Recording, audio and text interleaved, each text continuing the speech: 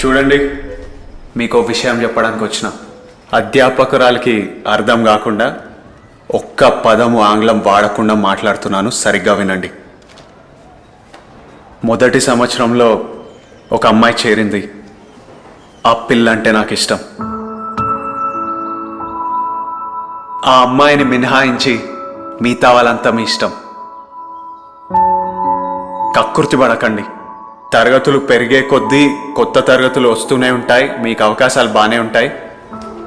మన భాష రాని వాళ్ళకి మిగతా తరగతులకి చెప్పండి, ప్రతి తరగతికి తిరిగి ఇదే చెప్పలేను. నాకు ఎలాంటి ఇబ్బంది కలగకూడదు.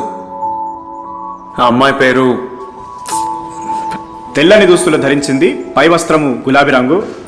అదే మీరు గుర్తుపెట్టుకోవాలి. అర్థమైందా?